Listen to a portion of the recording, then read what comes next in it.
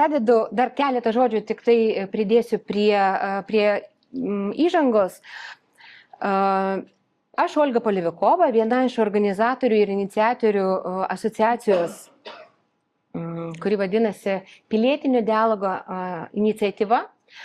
Artur Truš yra liberalų, pasakyk teisingai. Liberalų sąjūdžio Klaipėdos skyriaus pirmininkas. Taip, jo Klaipėdos skyriaus pirmininkas, taip teisingai pasakyti. Aš pati esu iš kultūros, atstovauju kultūrą, gyvenu kultūrą, organizuoju kultūrinius renginius ir taip toliau. Ir atėjo laikas, kai mes supratome, aš supratau asmeniškai, kad kilo labai daug klausimų, kurie visuomenėje nelabai keliami dėl įvairių priežasčių. Nėra prasmės įvardinti dėl kokių, bet mes supratome, kad tuos klausimus, kurie liečia ir tautinės mažumas ir imigrantus Lietuvoje, juos reikia įvardinti ir žinau, kad tai yra kartais nelabai patogus klausimai, bet apie tai mes nusprendėme kalbėti, kaip kažkada buvusi Seimo pirmininkė. Seimo pirmininkė. Teisingai, taip. Ingrida Šimonytė. Ne, ministrė. Ne, ministrė, tai atsiprašau, matote. Tik tai save tik tai tuo godžiu, kad kultūroje kiti visi pavadinimai ir tai visada yra labai sunku. Ingrida Šimonytė pasakė, kad jinai kalbėtų su atstovais tautinių mažumų ir su rusakalbių atstovais, bet nėra su kuo kalbėti. Ir iš tikrųjų tai ir buvo impulsas mūsų iniciatyvai, mes pasakėme, kad yra su kuo kalbėti. Galime kalbėti su mumis, mes surinksime aplink save žmonės, kuriems rūpi ir kalbėsime apie tos klausimus, kuriuos reikia spręsti ir kurie reikalauja dėmesio. Ir dar kartą labai dėkoju Viktorijai, kad atėjo šiandien atsakyti į klausimus. Visada labai malonu susitikti ir pradėti kalbas. Tačiau aš negaliu garantuoti, kad šiandien klausimai bus labai paprasti, malonus, bet tokia dalia, ar ne, kalbėti apie tai, kas yra sunku. Ir tai yra mūsų trečias su jumis pokalbis. Pirmas buvo 22 metais kažkur kovo mėnesį, kai jūs dar buvote Seimo pirmininkė, aš buvau teatro vadovė ir mes susitikome. Antrą kartą prieš metus mes susitikinėjome jūsų ofise, biure. Taip. Liberalų ir kalbėjome apie iššūkius ir šiandien yra trečias kartas ir mano nuojauta, pojūtis, mano kolegų pojūtis, kad situacija su tautinėm mažumom nelengvėjo, tik tai sunkėja. Sutampa mūsų su jumis nuojauta, supratimas. Tai visų pirma, sveiki gyvi, labai malonu čia būti, ačiū labai už kvietimą ir ačiū už šį formatą. Aš turiu iš karto techninį klausimą paklausti, ar paskutinėse eilėse esantys žmonės girdi mane, nes aš kalbu ganėtinai tyliai. Tai jeigu ką, galiu pasimti mikrofoną. Nereikia, viskas gerai. Tai tikrai labai gera būti pas jūs ir turėti galimybę taip neskubant, kas politikoje šiaip yra retas atvejis, pakalbėti viena tema, kuri šiaip jau yra labai labai plati. Tautinių mažumų klausimai, jie, mano galva, tai yra, galim dvejopai tai pažiūrėti. Viena vertus, jie yra labai platus ir kompleksiniai, nes ir tautinės mažumos yra skirtingos. Skirtinga jų istorija, skirtinga jų pozicija mūsų visuomenėje. Yra senosios, tradicinės tautinės mažumos, yra naujosios. Ir mano galva apskritai, jūs sakote, ar gerėja ar blogėja situacija. Aš sakyčiau, kad iššūkių visada yra nemažai.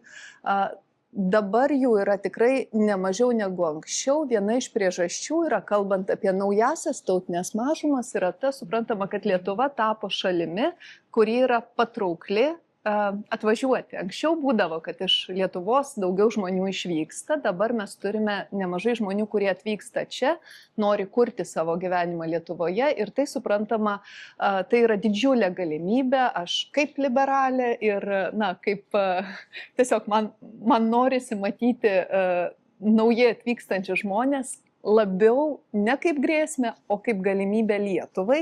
Aš tuo tvirtai tikiu, bet taip pat, aišku, pasižvalgę po kitas valstybės, mes galime nesunkiai pamatyti, kad yra ir nesėkmingų pavyzdžių, integracijos yra ir tam tikrų pavojų, iššūkių.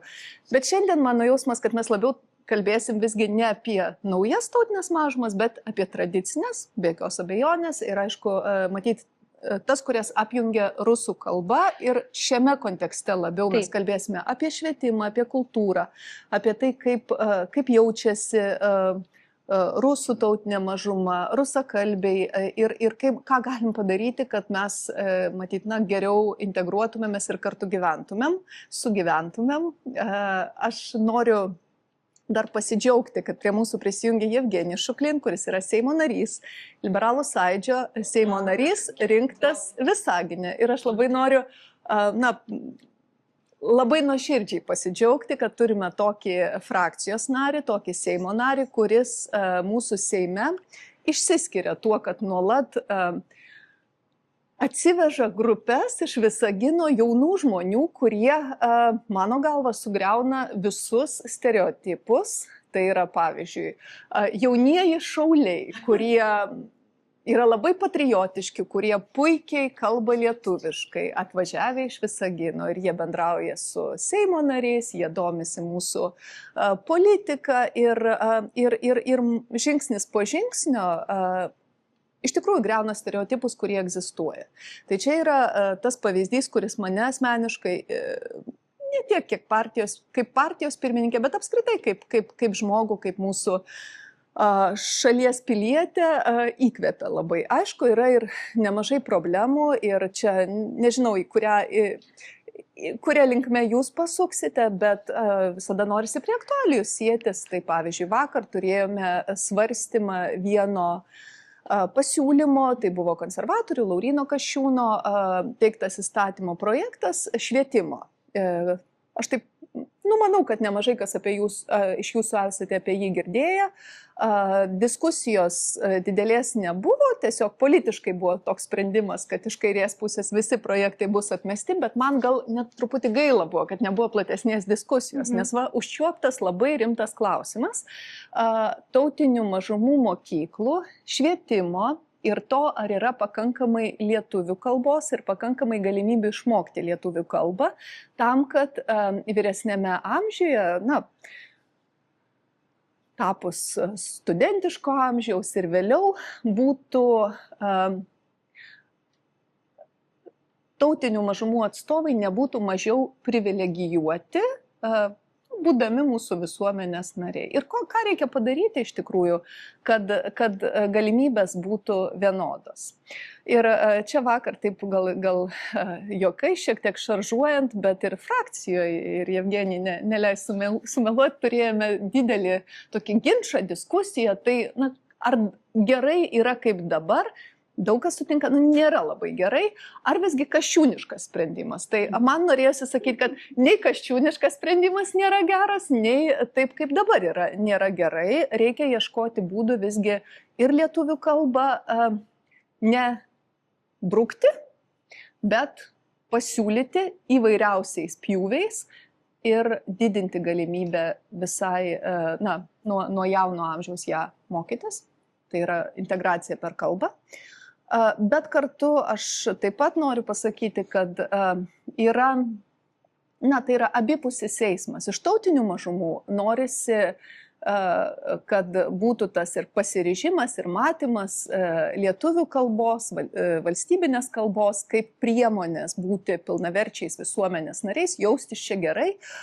Kita vertus, ir iš valstybės yra nemažai dalykų, kuriuos privalu daryti. Ir aš matyčiau kokybiškos žiniasklaidos tautinių mažumų kalbomis pasiūlą kaip vieną iš tų dalykų, kuris yra labai svarbus. Mes praeitoj kadencijoje, mano siūlymas buvo registruotas kaip Seimo pirmininkas, tuo metu jam buvo pritarta, kad žiniasklaidai tautinių mažumų kalbomis būtų atskira eilutė medijų rėmimo fonde. Žodžiu, tai yra įtvirtinta įstatyme, bet kol kas tai neveikia. Ir finansavimo prasme yra labai nedidelis procentas.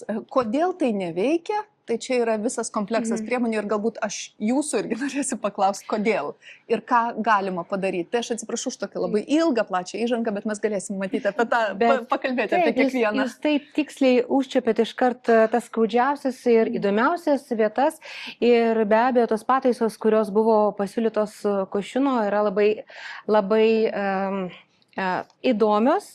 Aš taip švelniai pasakysiu ir aš asmeniškai buvau nustebinta, kai buvo koks balsavimas buvo ir iš liberalų pusės. Ir man kilo keli klausimai, vienas iš jų aš taip dabar išmėtysiu, o po to pakartosiu dar kartą atskirai. Pavyzdžiui, jeigu liberalai balsuoja už konservatoriaus pasiūlymus, kas šiandien yra liberalų partija. Ryškiausia liberalų partija, kodėl neatėjo pasiūlymus, pavyzdžiui, iš liberalų kaip atsakas, nežinau, kaip iniciatyva, nes Kasčiūno, mes kaip tik praeitą diskusiją turėjome diskusiją apie švietimą. Ir mūsų tikslas buvo pasikalbėti apie mitus, kurie yra naudojami kaip labai dažnai tokį spaudimą ir priežastį kurti priešpriešą visuomenėje. Pavyzdžiui, išsiaiškinome ir netgi po tos diskusijos buvome nuėję į mokyklą, pasikalbėti su direktoriu vienu, į Visaginą norime važiuoti, į Klaipėdą norime važiuoti. Mums yra labai svarbu išsiaiškinti, kur yra tie mitai ir kur yra tiesa. Tai mes Lietuvoje, kaip visi žinome, rusų mokyklų neturime, mes turime lietuviškas mokyklas, kuriuose dalis dalykų yra dėstoma rusų kalba. Tai išlaikymas lietuvių kalbos egzamino yra lygiai toks pats kaip ir lietuviškai kalbančiose mokyklose. Ir tai yra vienas iš mitų. Ta vėliavėlė, kurią Kasčiūnas laiko savo rankose, sakydamas, kad reikia didinti lietuvių kalbos pamokas, tai yra labai gerai ir visi sako taip, mes tą darykime, bet mes nekalbame apie priežastį. Pavyzdžiui, čia aš labai taip bandau greitai prabėgti per esmes, mokytojų trūksta tiek kabutėse rusų mokyklose, lenkų mokyklose, bet ir lietuvių mokyklose. Ir padidinant tas valandas mes nieko neišspręsime iš tikrųjų. Ir tų mitų yra labai daug. Tai aš grįžtu prie savo klausimo. Be aptarimo atmetė Kasčiūno pasiūlymus, bet liberalai vis tiek balsuoja. Kuo skiriasi šiandien liberalai nuo konservatorių ir apskritai, kaip jūs matote liberalų partiją, nežinau, 10 metų, šiandieninėme kontekste, ką neša liberalų partija į Lietuvą ir tautinės mažumas? Na, čia platus klausimas, tai visų pirma konkrečiai dėl vakarykščio balsavimo, kad tas kontekstas koks, tai buvo popietinė Tėvynės sąjungos krikščionių demokratų darbotvarkė. Tai reiškia, kad projektus siūlė ir darbotvarkę formavo būtent ši frakcija ir buvo siūlymai jų. Tai nebuvo taip, kad liberalai galėtų pasiūlyti nuo savęs į tą darbotvarkę kažką, tai jie formuoja savo darbotvarkę. Tai pirmas dalykas. Mes savo darbotvarkę turėjome prieš mėnesį kažkur, tai siūlėme įvairių taip pat projektų ir natūralu, kad per kiekvieną sesiją turime savo formuojamą darbotvarkę. Vakar buvo kita diena. Dėl Kasčiūno projekto ir dėl liberalų dalies balsavimo pateikimo stadijoje, po pateikimo už jo projektą. Kaip žinot, po pateikimo palaikymas projekto reiškia atverimą jam kelio į darbotvarkę, į komitetus ir į svarstymą, kur gali pakankamai smarkiai keistis šio projekto esmė. Mano pozicija buvo, kad minusų yra, minusų, kurie su prieštaravimais mūsų susitarimams ir ES, kai kurie formate pasirašytiems yra daugiau negu pliusų, tačiau aš nesutikčiau su požiūriu, kad kaip pasakyti, kad nėra, kaip anglai sako, grain of salt, kad grain of truth tame, ką siūlo Kasčiūnas. O siūlo visgi tai, kad ir kalba apie ką, kad yra iš tiesų miestų, ir čia mūsų klaipėdiečiai, Seimo nariai labai kėlė tą klausimą, kur vaikai, pavyzdžiui, jau tokio vyresnio mokyklinio amžiaus, nekalba lietuvių kalba. Ta prasme, iš principo nekalba. Atvyksta, bendrauja, bet gali kalbėti rusiškai, bet neturi kitos galimybės. Ir ar tai yra problema? Visų pirma, tai yra problema jiems, nes jų galimybės yra gyvenant Lietuvoje apribotas.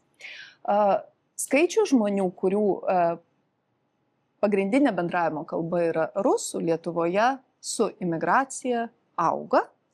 ir tikėtina augs toliau. Ta mes matome Vilniuje, tą mes matome kai kur kitose vietose. Aš esu šiaulietė, to Šiauliuose mes nelabai jaučiame, tai yra tokios kaip ir, tokio klausimo nekyla, bet Vilniuje tai yra labai akivaizdu. Ir natūralu, kad politikams kyla klausimas, kaip suteikti daugiau galimybių arba šio projekto atveju, kaip įpareigoti, kaip pastumėti arba priversti netgi mokytis lietuvių kalbos nuo kuo ankstesnio amžiaus.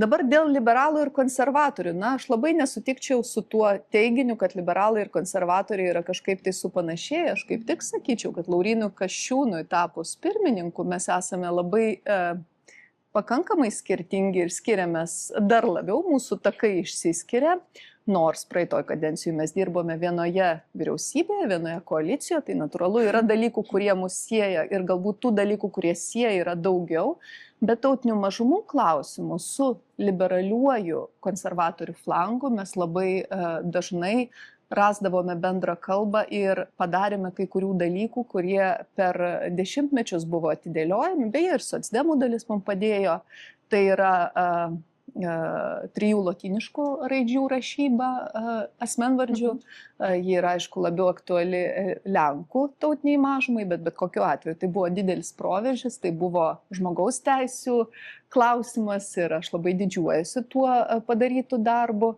Ir mano jau minėtas medijų fondo pakeitimas, kuris taip pat visgi fokusą į tautinės mažumas nukreipia labiau negu buvo iki tol, taip pat buvo, manau, svarbus.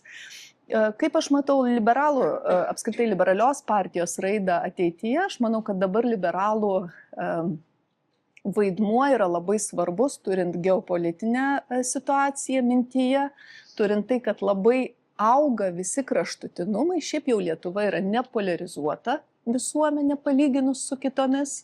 Duomenys rodo, kad pas mus polarizacija yra viena iš mažiausių tarp išsivysčiusių šalių, tarp Europos. Aišku, apie Ameriką aš net nekalbu, ten polarizacija yra mirtina visiškai, 50-50 ir stovyklos nebesišneka tarpusavį. Blogiau jau galim sakyti, nėra kur, nors tikriausiai visada gali būti blogiau. Mūsų kaimyninėje Lenkijoje polarizacija irgi dėja yra labai didelė, irgi stovyklos 2, 50-50. Lietuva ta prasme yra likusi tokia sala, kur polarizacija yra palyginus nedidelė ir kur dėl esminių dalykų mes sutinkam. Ir čia yra mūsų neįtikėtina stiprybė, todėl man atrodo, kad vienas momentas tautinių mažumų klausimai turi būti kuo labiau per dialogą sprendžiami, siekiant tą mažą polarizacijos procentą ar lygį išlaikyti. Kai tendencijos visame pasaulyje yra eiti į kraštutinumą, kraštutinė dešinė, kraštutinė kairė, visi rėkia, radikalai ir nebelieka centro. Nebelieka centro, visuomenė, iš esmės draskosi ir tada labai sunku yra, šiaip sunku susitarti dėl esminių dalykų. Kodėl taip atsitiko, kad Lietuvoje polarizacija yra palyginus nedidelė? Aš spėju, nežinau, matau, kad Irmina yra čia, kuri matyti irgi galėtų pasisakyti kaip mokslininkė tuo klausimu, bet aš spėju, kad dėl to, kad mes dar mūsų atmintyje yra šviežias nepriklausomybės atkūrimas ir pagrindiniai klausimai saugumo, gynybos, užsienio politikos, noras tapti ES, NATO nariais buvo tie klausimai, kurie mus siejo ir jie buvo svarbesni už visus kitus. Tarkime, mes galim ginčytis, nežinau, dėl partnerystės ar dėl mokesčių dydžio ar progresyvumo, bet gale dienų tai yra šiek tiek mažiau svarbus klausimai ir dėl jų mes nesusipyksim mirtinai, o dėl esminių klausimų mes galim sutikti. Tai va čia yra didžiulė vertybė ir aš matau tautinių mažumų vaidmenį tame kaip labai labai svarbu, sutvirtinanti mus kaip visuomenę. Kuomet buvau Seimo pirmininkė, jūs žinot, kad tie 4 metai anie atrodė sudėtingi, dabar atrodo, kad dar sudėtingesnis pasaulis darosi, bet po pilno masto karo pradžios vienas iš pirmųjų dalykų, kuriuos dariau aš pati ir beje ir Ingrida Šimonytė tai darė, tai nebūčiau tikra, kad visiškai tikslu sakyti, kad jinai nenorėjo kalbėti su rusų tautinė mažuma, nes pradžioje, Tik norėjo. man atrodo, Tai nežinojo su kuo. čia jos galbūt komentaras galų galia, taip, ji gal ir geriau pakomentuotų, bet aš pamenu, kad susitikimai pirmieji buvo su ukrainiečiais, su rusų tautinė mažuma, su baltarusių tautinė mažuma, būtent su mintimi, kad tikrai labai svarbu yra išlaikyti tą tokį, žodžiu, susitelkimą, nesusidraskimą, ypatingai suvokiant geopolitinį kontekstą. Tačiau, tęsiantis Rusijos agresijai prieš Ukrainą, kasdien mus pasiekiant baisiems video nuotraukom apie žudynės, apie vaikų žūtis, negalima ignoruoti to, kad dalies žmonių, dalies Lietuvos visuomenės galvose tai yra susiję ir su rusų kalba, ir su Rusijos istorija, ir su kultūra. Ir štai čia ir yra didysis iššūkis, kaip atskirti dalykus, kurių reikia vengti, kuriuos reikia atidėti nuo tų dalykų, kurie mus praturtina ir yra, aš sakyčiau, tokie bendri dvasiniai dalykai, prieš kuriuos kovoti nereikia. Ir čia labai aš neturiu atsakymų, manau, kad niekas jų labai tikslių neturi, kiekvieną kartą tai yra toks diskusijos objektas, bet jie yra labai skaudus, nes, žinot, kai pradedam diskutuoti apie tai, kokį kompozitorių gerai klausyti ir kokio neklausyti, kokią poeziją gerai skaityti, o kokią neskaityti, mes užgaunam žmonės potencialiai ir patys, o užgautas žmogus jis atsistoja labai gynybišką poziciją, o jau iš gynybiškos pozicijos po to labai sunku kalbėtis. Tai va čia aš matau didžiulį iššūkį ir manau, kad jisai nesilpnės, nes Putino agresija tęsis, ji tikėtina bus dar tik tai brutalesnė ir mes iš tuo pasauliu turėsim gyventi. Apie tai norėtųsi atskirai pasikalbėti, bet Artūrai, tu turi klausimą? Aš truputėlį iš toliau noriu užėti ir praplatinti tą diskusiją, kurią mes ką tik turėjome ir apie ką jūs sakėte, Viktorija. Šiaip liberalų stiprybė yra ir mano simpatija yra tam judėjimui, kad kiekvienas mes galim išsakyti savo nuomonę tvirtai, padiskutuoti, pasibart ir kiekvienas iš tos diskusijos kažką pasiims ir gali likti prie savo nuomonės, bet kažko gali ir paimti. Kalbant apie Klaipėdos kraštą, yra šiek tiek kitoks burbulas negu Vilniaus kraštas ir šiek tiek kitoks burbulas negu Visagino kraštas. Ne? Ir dažnai tas pasipiktinimas visuomenės atsirandantis, jisai yra ženkliai sudėtingesnis negu gali atrodyti Vilniui arba atvirkščiai Klaipėdos kraštai. Iš ko prasidėjo, nuo ko prasidėjo, pavyzdžiui, tam tikri kai kurie atvejai viešoje erdvėje ir pasipiktinimai Klaipėdos krašte. Žmonės, kurie čia gimė, bet kadangi dėl krašto specifikos labai uostas, jūrinis miestas, turi senelių, tėvų, kurie iš esmės kilę iš Sovietų Sąjungos buvusios.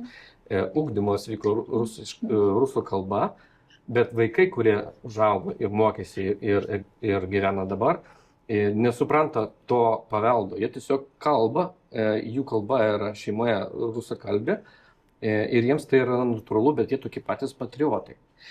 Kai prasidėjo geopolitika ir kas vyksta, iš esmės tie žmonės pradėjo jaustis įkaitai Putino, jis vogė jų kultūrą, vogė kalbą ir jie pradėjo bijoti kalbėti net viešose erdvėse, nes rodys pirštais. Tokios buvo nuotaikos kai kur. Paskui ateina įstatymai, kurie palaiko lenkišką pusę, ne? O apie rusakalbių kažkaip iš šono nuėjo. Paaiškink, prašau, plačiau tą dalyką apie įstatymą, kuris liktai atskiria Lenko. Taip, ir išėjo įstatymas tautinių mažumų apie tai, kad kodėl Lenkai daugiau palaikoma, nes tai yra ES šalies kalba, kurią mes privalom palaikyti ir tai yra tautinė teisė. Iš šitos pusės. O rusų kalba tai nėra ES kalba. Tačiau Klaipėdos krašte ir Visagine daug tų sukalbių buvo ir jie pasijautė, na, mūsų pradeda spausti, dėl ko nesupranta visuomenė.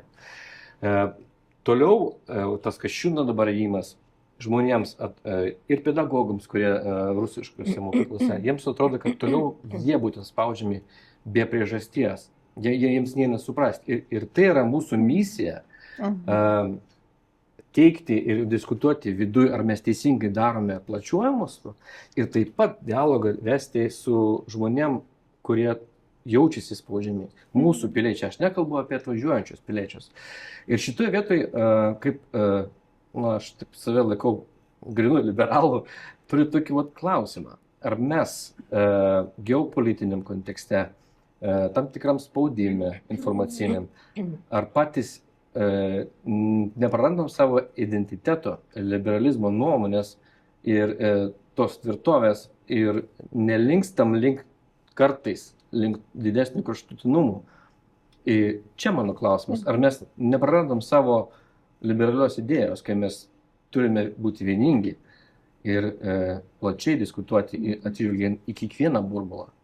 Toks būtų mano klausimas. Aš manyčiau, kad mes tikrai aš ir matau tą liberalų misiją Lietuvoje laikyti sveiką protą, racionalumą, centrą dabar, kai jo šito dalyko mažėja. Ir nuomonių įvairovė, kaip pats sakai, yra didžiulė vertybė pas liberalus, bet tai nereiškia, nuomonių įvairovė tai nereiškia, kad nėra vertybių, kad maždaug vienas tą galvoja, kitas tą, susitikom, ten pakalbėjom ir kiekvienas su savo nuomonė išsivaikščiom. Ką reiškia nuomonių įvairovė? Kad yra dalykai vertybiniai, dėl kurių mes sutinkam. Mums labai svarbios yra žmogaus teisės, tautinių mažumų klausimai yra neatsiejama žmogaus teisių dalis. Todėl aš praeitoj kadencijoje daug ginčijausi su Laisvės partija, pas mus buvo visą laiką toks nesutarimas, jie žmogaus teisės labiau susiaurino tikrai iki 2 klausimų, vėliau tik tai kadencijos pabaigoje suvokia, kad tai yra klaida, pradėjo užkabinti tautinės mažumas kaip 3 klausimą, bet šitoj vietoje mes buvome juos aplenkę toje konkurencijoje kovoje, nes mums tai buvo tikrai svarbu. Tai ar mes neprarandame šitos dalies, aš tikrai manyčiau ne, ir aš kviečiu matyti bendresnį kontekstą. Pažiūrėkite, kas vyksta ir įvyko Latvijoje ir Estijoje. Ten uždraustos yra tautinių mažumų mokyklos. Aš tikrai, ta prasme, šitoje auditorijoje kviečiu matyti kontekstą, kiek daug Lietuvoje yra tokio liberalaus požiūrio į tautinės mažumas lyginant su kaimininėmis šalimis. Ir man dažniausiai tenka atsimušinėti ir atsakyti į klausimą, o kodėl jūs nepadarėte taip kaip Latvija ir Estija, o kodėl apskritai yra čia, kaip sakyti, mokyklos. Taigi visi galėtų lietuviškai mokytis nuo pat pradžių.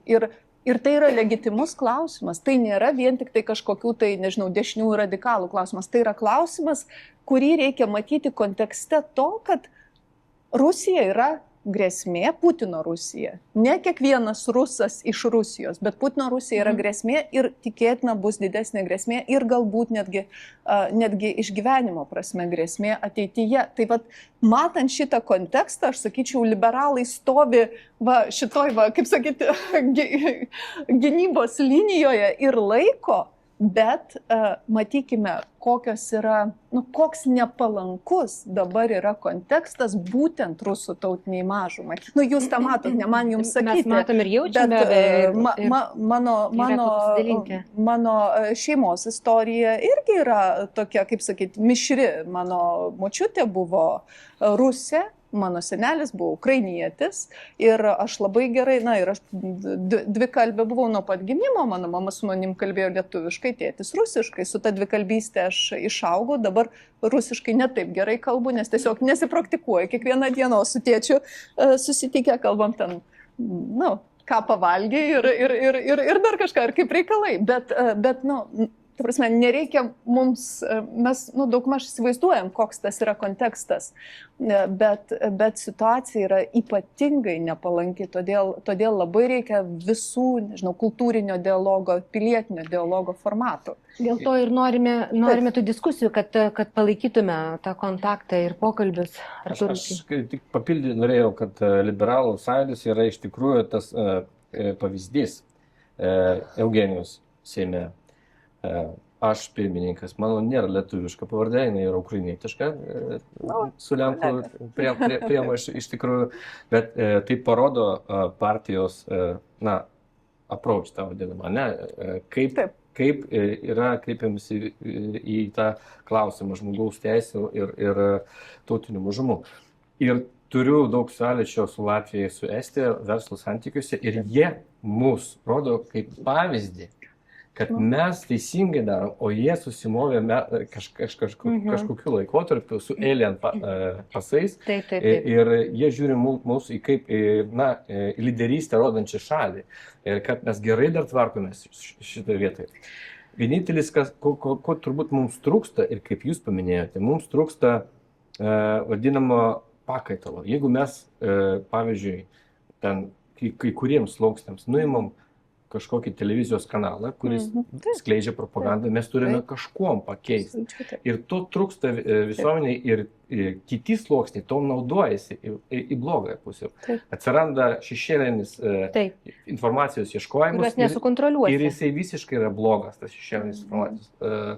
Tai galbūt ir čia reikėtų diskusijų ir saugumo prasme. Ir mes norime kalbėti, kai skirsime diskusiją kultūrai, kaip tik apie tai, kokį pakaitalą mes siūlome žmonės. Ir iš tikrųjų aš asmeniškai kalbu nuo 22 metų ir mačiau tą pavojų. Jeigu tu atimi, kas yra gerai, propagandos daugiau tikrai nereikia šalyje, bet ką mes duodame, mes puikiausiai turime galimybę gaminti turinį čia, Lietuvoje, patys iš savęs. Daug kūrybingų, darbingų žmonių, bet ar mes tą darome? Aš galiu jau perimti vėl iniciatyvą ir noriu paklausti, Viktorija, iš jūsų komentaro. Prieš tai, kad įsivaizduoju, jūs gaunate labai daug klausimų ir turite atsimušinėti, kodėl nepadarėme tai, kaip buvo padaryta Latvijoje, kodėl neuždarėme visas kitas mokyklas. Ką jūs atsakote į tokius klausimus? Kodėl mes to nepadarėme? Tai aš atsakau, kad visų pirma, mūsų situacija yra skirtinga gana nuo Latvijos ir buvo tokia nuo pat nepriklausomybės atkūrimo. Man pačiai yra tekę gyventi Rygoje, mano 2 vyresni sūnus gimė Rygoje, aš ten baigiau mokslus ir aš žinau, kad visai kita situacija, ganėtinai skirtinga, sakykime taip, nuo Lietuvos. Ir visų pirma, kad Ryga visgi buvo miestas, kuriame, galiu šiek tiek suklysti, bet beveik 50% buvo rusakalbiai po nepriklausomybės atkūrimo. Ryga didžiulis miestas, Latvija, kaip žinome, jie dar labiau koncentruota į sostinę, dar didesnė ta koncentracija. Ir po nepriklausomybės atkūrimo ten buvo priimtas politinis sprendimas, jog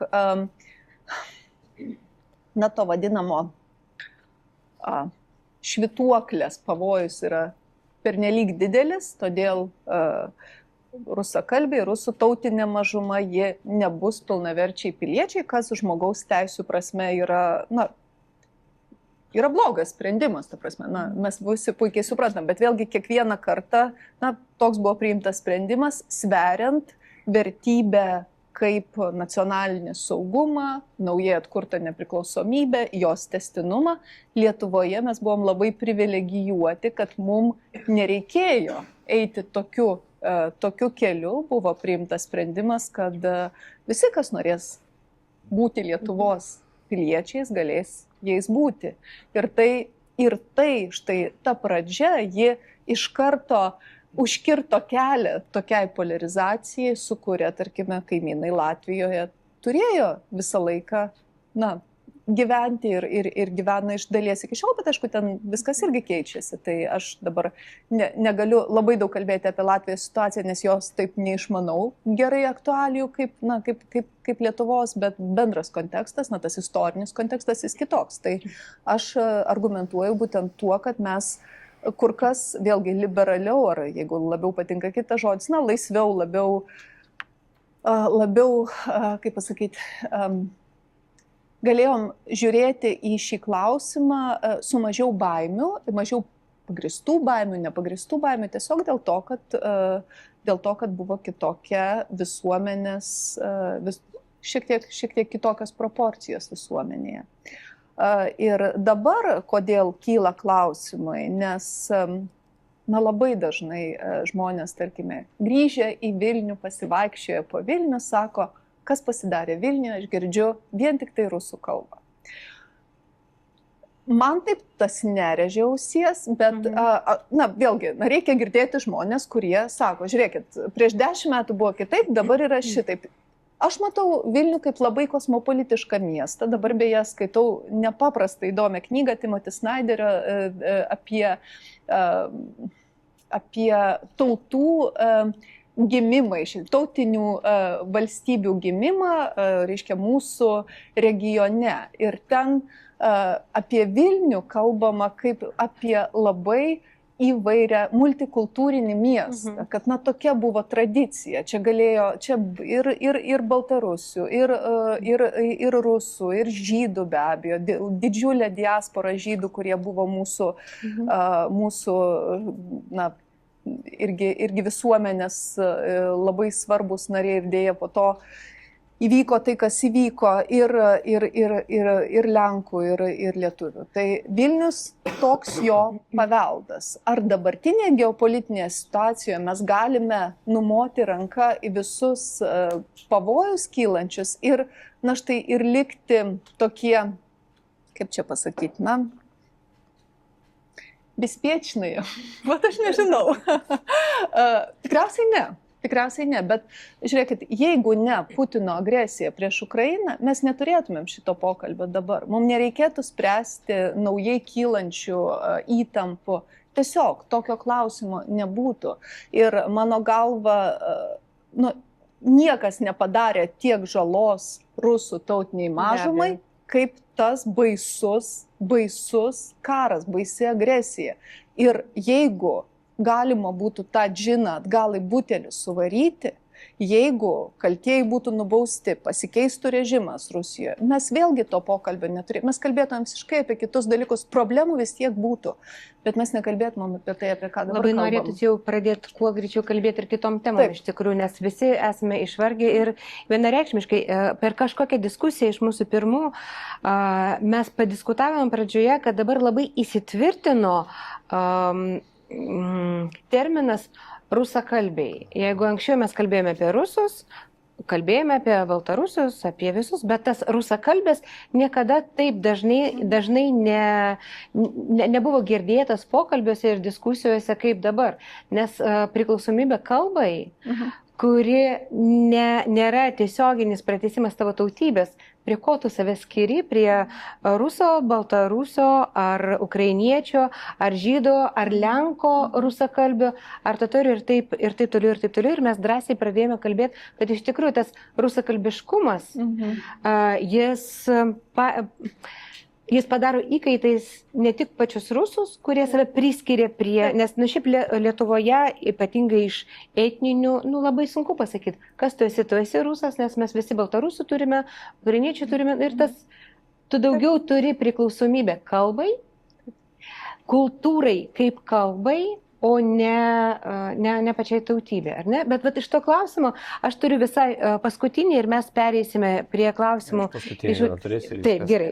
Aš, tu ir tada atiduodame dar laiką auditorijai.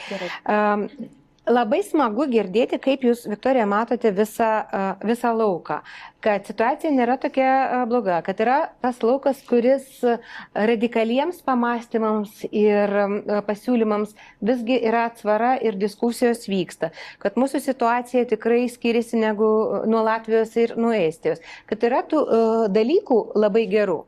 Tačiau kur yra, pagal mano supratimą, deguto šaukštas visame tame gražiame miduje. Prieš kažkiek laiko vyko nuostabi tiesiog konferencija, kurią organizavo Tautinių mažumų departamentas ir dar kartą siunčiame linkėjimus Dainiui Babilui. Iš tikrųjų buvo naudingas, puikus renginys, kurį tarp kitko galima peržiūrėti YouTube ir visos 2 dienos yra įrašas tų 2 dienų. Ir Midieskopas pristatė savo įžvalgas ir savo tyrimus. Kad situacija pablogėjo, iš tų tyrimų mes pasakyti negalim, bet mes tikrai galim pasakyti, kad padidėjo neapykantos kalba. Ir tie dalykai, kuriuos mes girdėjome visai neseniai Klaipėdoje, ar ne, kai pajuokavo komikas ir pasakė, kad rusakalbiai tai yra šiukšlės, galima įrodyti, kad jis to nesakė, bet tai toliau ir taip toliau, kas iš mano logika humoro supranta, kaip sukonstruotas buvo tas juokelis, kai klausančius iš Ramanausko, man atrodo, ar ne, klausančius garsiai rusų muziką reikia šaudyti, Kasčiūnas, Laurynas leidžia savo pasakyti, kad visus nelojalius, atspėk, kas tie nelojali, reikia šaudyti. Mes išgirstame tokius kategoriškus pasisakymus ir atrodo, kad dabar yra siunčiama žinutė, reikia išsiaiškinti iš ko, kad taip galima. Tam vaikinui, kuris pajokavo, prasidėjo tyrimas ir baigėsi. Ir nieko neužsibaigė. Ir tai irgi yra žinutė, kad žinokite, taip galima. Jūs truputėlį tai pabars, bet taip galima. Ramanauskas taip galima. Ramanauskas, kuris dabar dalyvauja irgi viename iš tyrimų prokuratūroje, Kasčiūnas eina pas žmogų, kuris ir dalyvis, ir neapykantos kalbos skleidėjas. Prie ko aš vedu prie Mediaskopų. Ir komentaras ir išvadas buvo labai stiprus, mane jis paveikė ir aš dabar jį savyje nešioju. Pristatinti Mediaskopos rezultatus, pasakė štai kokį dalyką. Vyriausybės kryptis gali būti vienokia. Ir vyriausybė gali skleisti savo politiką apie tai, kad multikultūriškumas yra mūsų stiprybė. Tačiau jeigu medijos nepritarė, ta neapykantos kalba pasuka visą laivą kitą kryptim. Ir tą visą medų mes nematome, bet mes maudomės tame degute, kuris ateina iš tos neapykantos kalbos. Ir mano klausimas, aišku, ką jūs apie tai galvojate ir kam naudinga, kokiems žaidimams, kokiems tikslams, kodėl mums yra naudinga, kažkam naudinga turėti tą neapykantos kalbą ir taip ją palaikyti, taip leisti jai toliau vystytis be kažkokių pasiekmių. Nu, aš iš eilės pasitengsiu atsakyti. Pirmiausia, dėl Lauryno Kasčiūno. Tikrai ne mano darbas būti konservatorių advokatė, o ypač Lauryno Kasčiūno. Bet teisybės dėliai, būkime sąžiningi, jis nėra tiksliai jo citata, kad reikia šaudyti. Buvo pasakyta mano galva netinkamai, bet reikėtų teisybės dėliai surasti tą tikslę citatą, ją galima interpretuoti ir jis dėl to yra skundžiamas į įvairiausias, bet būkime sąžiningi, nes ne visai taip jis pasakė, nors pasakė taip, kaip neturėtų sakyti mano galva, bet čia mano asmeninė nuomonė. Dabar dėl klaipėdiečio komiko. Artūras buvo vienas iš tų, kurie sureagavo iš karto į šitą pasisakymą ir tai, man atrodo, yra labai svarbu.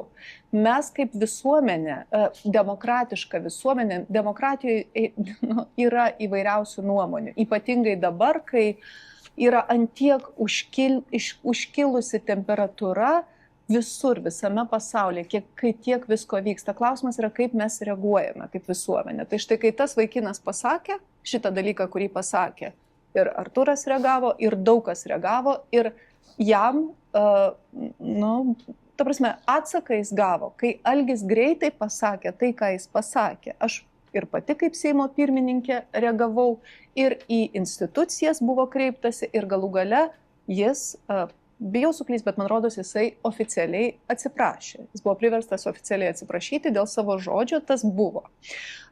Kodėl Laurynas Kasčiūnas su Algiu greitai turi podcastą? Čia klausimas yra jam, ne man. Aš neturėčiau, bet nenoriu toliau tai eiti, čia yra jų reikalai. Ar jūs sakot, kam yra naudinga? Aš nemanau, kad kažkam yra naudinga. Tiesiog, vėlgi, pluralistinėje visuomenėje, ypatingai visuomenėje, kurie yra įaudrinta šalia vykstančio karo brutalaus. O nuo to konteksto mes niekur nepabėgsime. Neapykantos kalbos yra tiesiog, tai kaip reiškinys jis yra, jį reikia reaguoti. Tai va čia klausimas yra, kokia yra visuomenės daugumos reakcija. Kuomet buvo prezidento rinkimai praeitais metais, kada čia buvo, gegužės mėnesį, ar ne? Ir pamenat, buvo toks vienas kandidatas, kuris buvo atvirai prokremliškas. jis nebuvo rusų tautybės, jis buvo lietuvių tautybės, bet jis gavo nemažai palaikymo ir aš pamenu, kad buvo reakcija kai kurių politikų tokia kaltinanti kai kuriems regionams, kodėl jūs palaikote šitą kandidatą. Tai man atrodė, tas buvo labai ydinga, nes kokio atsako man norėtųsi, kad tie patys politikai, valstybės vadovai, lyderiai važiuotų į tuos regionus, darytų susitikimus, kalbėtųsi ir vėlgi, kad mes turėtume informacinę alternatyvą tą informaciją, kurią gauna, vartoja, reiškia, žmonės, kurie galbūt yra ir suklaidinti. Tai aš tuo pilnai tikiu. Bet vienas iš tokių argumentų, kuriuos aš naudoju dažniausiai šitoje diskusijoje konkrečiai, kad tam, kad tu turėtum antivalstybinės pažiūras, lietuvių kalba gali būti vienintelė kalba, kurią tu moki. Tai tau nesutrukdys galvoti, kad reikia draugauti su Lukašenka ar kad plombyras Sovietų Sąjungoje buvo pats skaniausias. Taip, statistiškai suprantu, kad tikimybė didesnė, bet Janutienė, kiek aš suprantu, tai 100% lietuvė, bet ar tai kažką keičia? Mano galva ne. Koks uždavinys yra mums? Mums uždavinys yra kaip visuomenė ir kaip politikams padaryti taip, kad tautinių mažumų atstovai, žydai, lenkai, rusai, baltarusiai jaustusi kaip tos tautinės mažumos, net ne mažumos, o tautinės bendrijos Lietuvos piliečiai. Tai šiaip labai paprastas uždavinys, tik tai, aišku, kelias visada yra vingiuotas, bet vėlgi grįžtant prie to, aš matau ir atskirą, ir kitą pusę, kad yra dedamos pakankamai didelės pastangos, kad kuomet yra tokia neapykantos kalba, kad jai būtų atsakas. Nes mes turim ką saugoti, tą brandolį visuomenės, kuris yra nesuskilinėjęs ir nekenčia vienas kito. Jį labai, labai reikia saugoti. Ir pažiūrėkit, kaip piketai kažkokie yra prieš valstybės kažkokia esminė linija ar kas. Buvo maršistų judėjimas, buvo visokių dalykų. Bet tai yra mažas pakankamai procentas. Vis tiek ta didžioji dauguma, ji kartais gali būti tyli, bet ji yra sutelkta aplink pagrindinius klausimus. Ir tautinių mažumų atstovų toje didelėje daugumoje yra daug, yra pakankamai daug. Ir tyrimai, tai apklausos rodo. Ir aš visgi labai norėčiau, tiesiog pasinaudosiu savo progą, kaip sėdinčios čia ant scenos, kad ir Jevgenijai tartų porą žodžių apie Visagino situaciją, nes būtų labai gaila nepasinaudoti tokią galimybę, kai Seimo narys, kuris atstovauja būtent tą miestą, tą regioną ir Ignaliną, aišku, irgi. Tai, Jevgenijai. Su visą kėdę. Dar kartą. Tai truputį papasakosiu apie mano situaciją. Tai gimęs Rusijoje, tėvai iš Rusijos, susipažino Visagine. Taip atvažiavo tėvas statyti atominę elektrinę, taip ir susipažino. Ir visą savo gyvenimą gyvenu Visagine. Tikrai negaliu skųstis, niekada neturėjau problemų, ar dabar frakcijoje, ta prasme, arba Seime dabar. Arba prieš tai, kada turėjau profesionalią sportininko karjerą, niekada nebuvau spaustas, ta prasme, dėl to, kad turiu rusišką pavardę, problemų neturėjau, bet tikrai žinau, kad tokios problemos yra, nes kas liečia Visagino, tai noriu pasakyti irgi truputį šitus stereotipus, kad čia prorusiškas miestas, rusiškas miestas, tai šiam momentui Visagine gyvena 43 tautybių žmonės, tai čia geriausias pavyzdys, kaip reikia draugauti, kaip reikia rodyti tą daugiakultūrinę gyvenimą, kaip mes susigyvenam.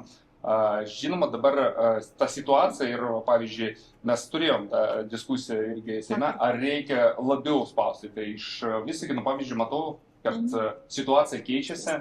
Pas mus buvo toks miestas šiais metais 50 metų mūsų miestui, tai kviečiu visus į jubiliejų rugpjūčio mėnesį, pasinaudodamas progą. Geras. Ten visada geri. Ir vienai auditorijai rusiškai kalbančiai ir lietuviams. Tai visiems, visi atras savo, nes daug kultūrinis miestas, daug bus įvairių pasirodymų, tautinių mažumų, nuo baltarusių, tatorių, ukrainiečių, uzbekų ir kitų. Tai kviečiam visus.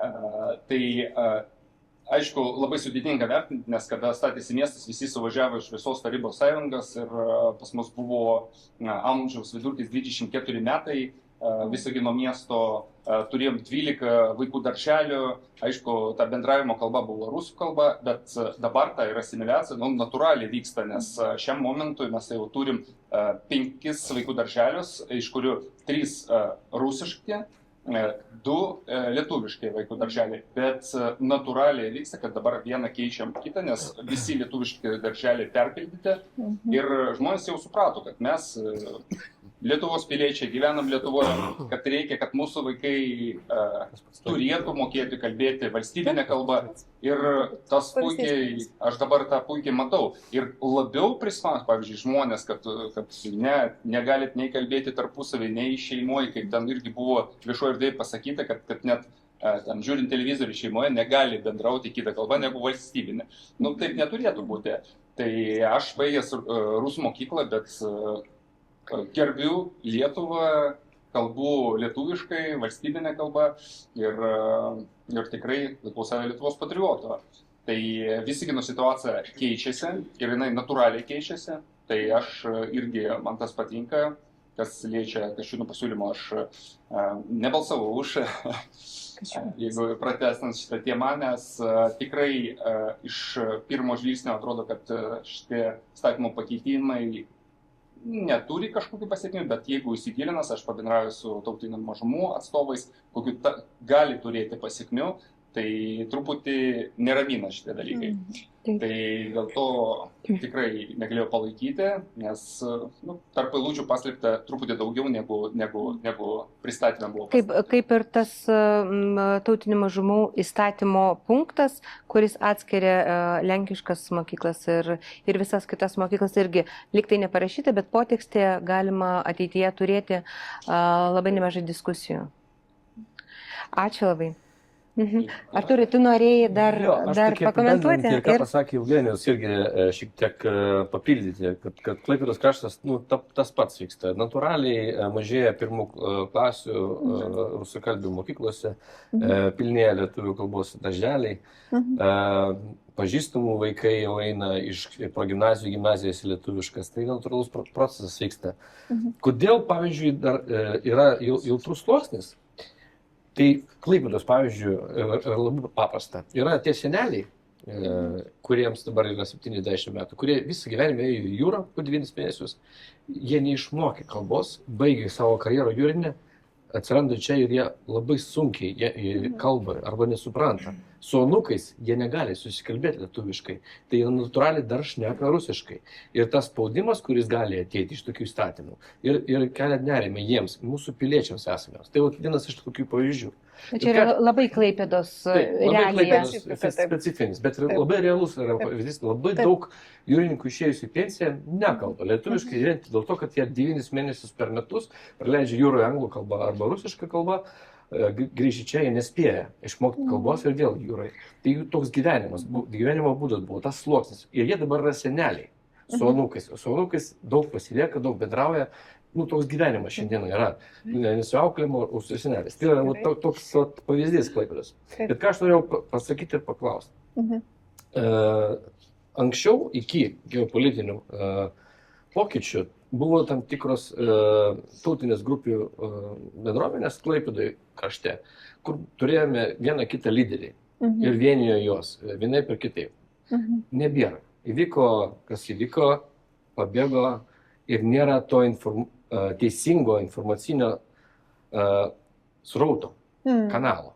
Tai klausimas man, ar nereikėtų liberalams pažiūrėti atidžiau į tą būtent informacinį lauką, prisimti daugiau lyderystės negu yra ir suvienyti tuos klausimus.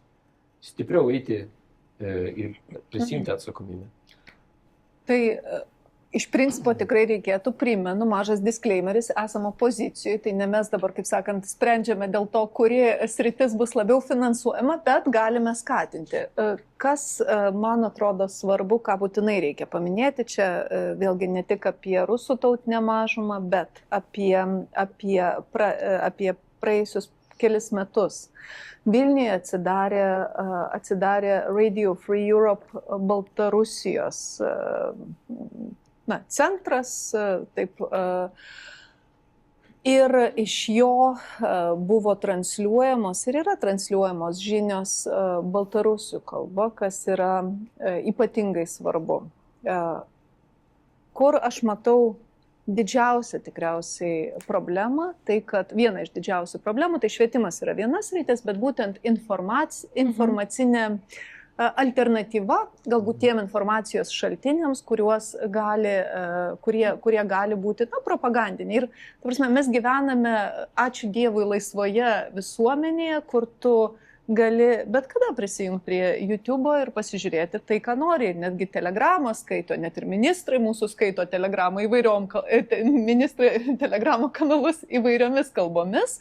Aš pati irgi užmetu akį laikas nuo laiko į tai, ką rašo rusų propagandistai, nes man įdomu, kaip nušviečia tuos dalykus, kurie vyksta, pavyzdžiui, mūsų šalyse. Ir man labai baisu matyti didėjantį neapykantos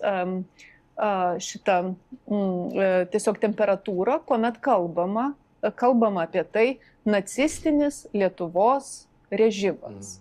Jie yra fašistai, jie skriaudžia, žodžiu, rusus ir mes čia turim to ateiti. Tai man yra baisu, nes mes esame štai valdžios atstovai tiesioginė prasme. Ir mes žinome, kaip yra iš tikrųjų ir matome, kuo yra maitinama publika, auditorija ten.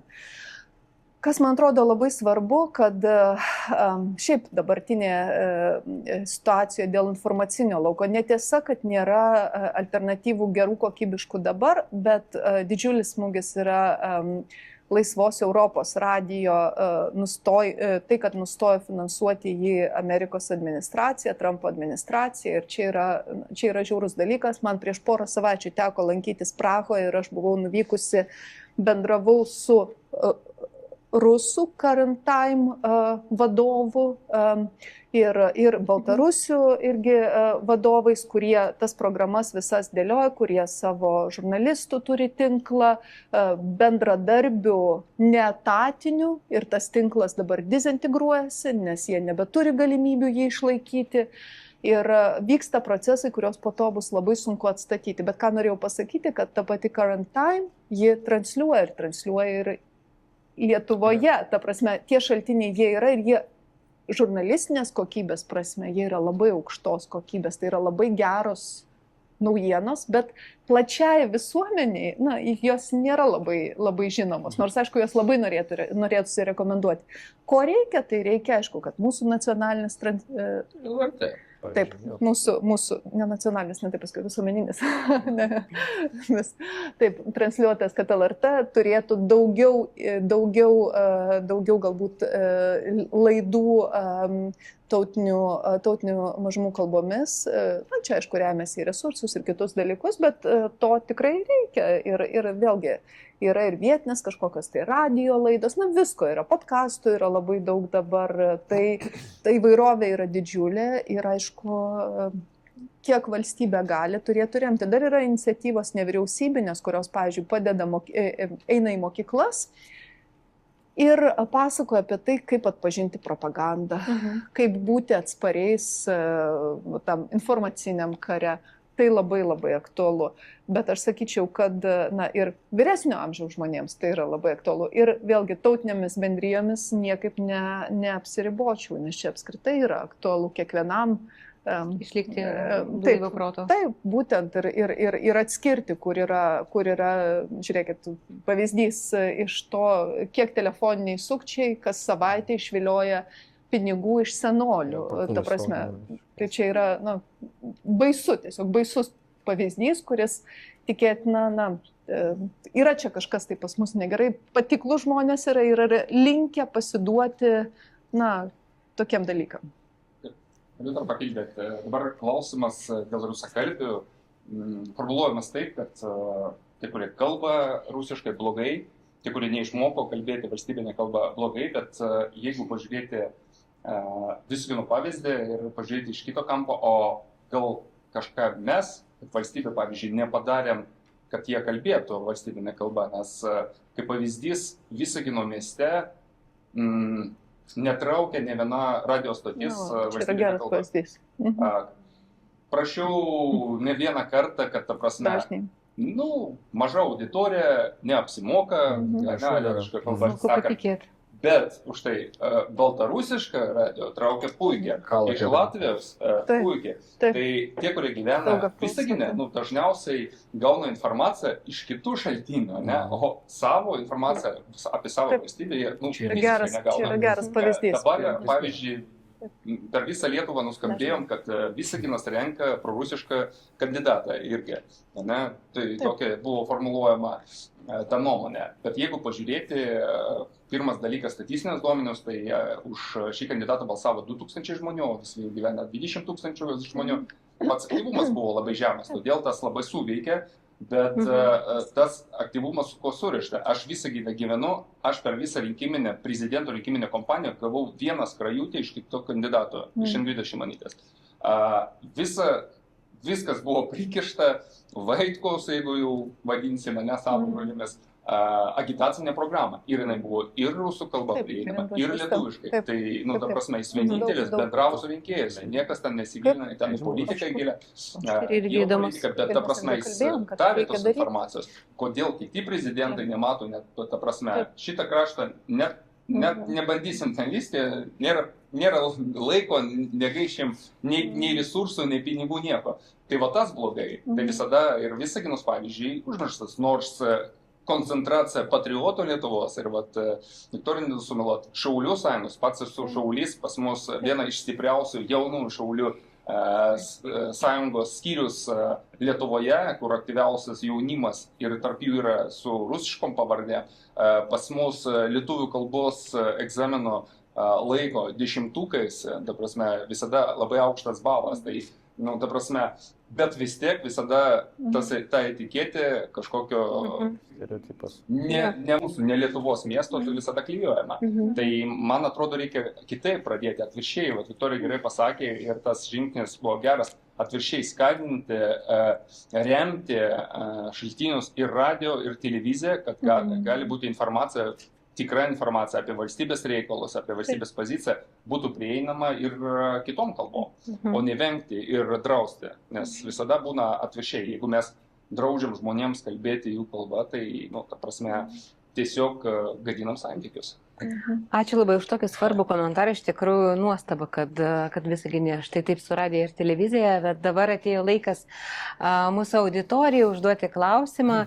Если вы сомневаетесь, что поняли все или не все, и повторите вопрос, который мы уже обсудили, если это каким-то образом уплыло из вашего внимания, это все не важно, задавайте те вопросы, которые вам важны. Если прозвучал вопрос, мы его быстренько организуем и вам перескажем.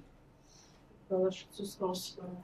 Taip, aš esu kaip tik iš to paties miesto kaip Evgenijas, aš ten pabaigiau mokyklą. Ir aš galiu tik pritarti, kad tas miestas visuomet buvo šiek tiek atstumiamas nuo pačios Lietuvos ir kad ten rusai, ten kažkoks užmirštas kraštas ir yra visa Lietuva. Ir va tas... Bet tarkim, jeigu kalbant apie tą pačią žiniasklaidą, kai atsirado TV3 žinios rusų kalba, kai kurie mano pažįstami pradėjo žiūrėti jas. Ir kai mes davėm alternatyvą kaip šalis, tai tada žmonės pradėjo žiūrėti. Kai mes turėsim radiją tenais, kai mes turėsim tą pačią normalią žiniasklaidą, nes būkim teisingi, LRT rusų kalba, ten biški nubodo. Ir kai mes... Ten ir lietuvių kalba. Jo. Ir taip pat, tarkim, iki tam tikro laiko tas vaizdavimas rusų netgi iki karo. Iš mūsų buvo reikalaujama daugiau patriotiškumo, daugiau lojalumo, netgi iš tų pačių lietuvių, kurie, tarkim, galėjo išvažiuoti į užsienį ir tai buvo normalu. Jeigu rusas kažką padaro čia, tai, bet, tarkim, jeigu rusas yra, kažkur pasižymė, tai reiškia, viskas jis jau lietuvis, jis jau mūsų, bet tai nėra labai sąžininga, tai yra, the friends and the good air. Bet ką aš norėjau pasakyti, kad jeigu mes kalbėjome apie mokyklą, ta pati papildoma valanda, jinai nieko neišspręs. Aš 2 metus vadovavau kalbų mainų bendruomenė, kurie padėdavo adaptuotis užsieniečiams Lietuvoje. Mes pasakojom apie Lietuvos kultūrą, Lietuvos gramatiką, kaip savanoriai. Padėdavom adaptuotis, susirasti vietinių draugų. Ir aš turėjau galimybę susipažinti su vietiniam knygom, su vietinė medžiaga lietuvių kalba. Ir jinai neįkvėpė visiškai. Ta prasme, pas mus beveik nėra gerų kursų. Pas mus nėra, gal prieš 10 metų buvo išleistas vienas video kursas Vilniaus universiteto. Tai yra apgailėtina situacija. Pas mus nėra YouTube kanalų normalių lietuviškai. Nes tie lietuviai, kurie nori iš čia streaminti, jie pasirenka anglų kalbą, kad galėtų praplatinti auditoriją. Ir tas lietuvių kalbos mokymasis, jisai prasideda už mokyklos ribų. Jeigu mes galim skaityti kažką lietuviškai, nes skaityti apie baltą katytę, tai labai neįkvepia. Ir lietuviai turi eiti pas tuos vaikus, kuriuos nori pritraukti, kad žmonės pamiltų tą lietuvių kalbą. Nes Lietuvos literatūra, jinai yra romantiškai tokia liūdna. Bet tai gali neįkvėpti vaikų, tai gali atstumti. Ir mes neduodam vaikams priežasties pamilti lietuvių kalbą ir kultūrą. Nėra kur. Ir be to vaikai neturi galimybės bendrauti tarpusavį. Ačiū labai už tą komentarą. Praeitą kartą, kai mes kalbėjome apie švietimą, kaip tik labai plačiai aptarėme galimybės. Pasaulis turi savo pavyzdžius, ką tik tai imk ir naudok Lietuvoje ir mes labai tikimės. Suomija, jinai daro nuostabius kursus. Ta prasme, ten kokios nors musulmonų moterims, ten jaunoms mamoms, visokioms ten, bet kokioms valandoms. Pas mus nėra beveik normalių lietuvių. Aš tiek, valstybė galėtų užsiimti ir skirti. Darbo valandomis žmonės, kurie čia atvažiavo ir nori dirbti ir adaptuotis, kada jie lankys lietuvių kalbos kursus. Ačiū labai. Tai aš gal čia 2 dalykai labai teisingai užkabinti, paminėti. Tai viena tema yra naujai atvažiavę, kokias jie galimybės turi mokytis lietuvių kalbos. Ir čia yra labai nemažai, rimtas klausimas yra ir ukrainiečių karo pabėgėliams, ir kitiems atvykusiems žmonėms, imigrantams, kurie kada kaip darbo valandomis, ar tarkim, kursai yra pakankamai prieinami, ar jie yra kokybiški. Kitas dalykas yra vaikai, kurie, aš gal taip suformuluosiu, kaip taip gali būti, tas pavyzdys klaipėdietiškas, ar ne, kad atvažiuoja vaikai 12, 13, 14 metų ir jie lietuviškai nesusikalba, nors jie gimė čia, jie augia čia, jie ėjo į darželį, jie ėjo į mokyklą. Kaip taip galėjo atsitikti? Ar viskas yra teisingai padaryta ir valstybės požiūrį, ir savivaldos, ir šeimos galų gale, ir tėvų, ir kaip išvengti galimybės išmokti, bet čia, kaip sakyti, be jokio pikto klausimo, iš tikrųjų, kažkas yra netvarkoj. Ar ne, tai čia, kalbant apie švietimą, taip, jūs teisingai sakot, yra vadovėlių klausimas kokybiškų, yra mokytojų klausimas, ar yra mokytojų, kurie mokys, ir čia visose mokyklose yra svarbu, bet aš vėlgi manau, kad, žinot, valstybės santykis su tautiniam bendrijom yra abipusis eismas. Ta prasme, turi būti pastangos iš abiejų pusių. Ir kaltinimais, kaltinimai čia nieko neišspręs. Tai pastangos turi būti nuoseklios, nuolatinės iš valstybės, ypatingai per švietimo sritį, kad vaikai turėtų galimybės, kad naujai atvykę turėtų galimybės, kad reemigrantai, kurie, tarkime, atvažiuoja ir yra anglakalbiai, jie turėtų galimybę pakankamai greitai išlyginti savo žinias, atgaminti lietuvių kalbą, mokytis lietuvių kalbą mokyklose. Tai irgi yra dabar labai aktualu. Tai tų klausimų yra labai daug, bet vėlgi aš nemanau, kad čia yra tai, ko mes negalim išspręsti. Štai Visagino pavyzdys geras. Jevgenijus sako, kad lietuviški darželiai perpildyti, kad kalbos mokėjimas tampa vis labiau geras ir kad tai vyksta natūraliai. Tai yra labai geras kampas, tai tikrai tą, ką mes galime padaryti. Praeita diskusija vėlgi apie švietimą buvo viena iš įdomiausių, nes visus liečia, klausimas opus. Ir mes išgirdome iš mokytojų lietuvių mokyklų, rusų mokyklų, lenkų mokyklų, iš kūrenčių programas, kad tos programos yra paruoštos ir jos guli ant lentynų. Ir tai mums buvo nuostaba. Jomis nesinaudoja. Mums nereikia praktiškai nieko kurti iš naujo, mums reikia iš lentynos paimti ir atiduoti į naudojimą. Kur yra tas sugedęs telefonas ir kur neveikia sistema, kodėl mes tas geras praktikas nenaudojame, čia yra galbūt iš dalies ir politikų klausimas, švietimo reikia uždavinėti, nes mokytojai savo papildomam valandom jau yra susikūrę. Mokytojai savo iniciatyvą veda lietuvių kalbos klubus kažkur kavinėse. Veiklų yra labai daug, tačiau palaikymo ne visada yra, bet labai ačiū už tą kryptį. Toliau dalinsimės, nagrinėsime. Klausimas ten. Ačiū labai, kaip buvo Viktorija, Olga, Evgenijai, Artūrui už tokią diskusiją, kad sugebėjot suorganizuoti. Esu taip pat iš Visagino. Čia visas fan klubas. Sakote, kad Visagine niekas nekalba.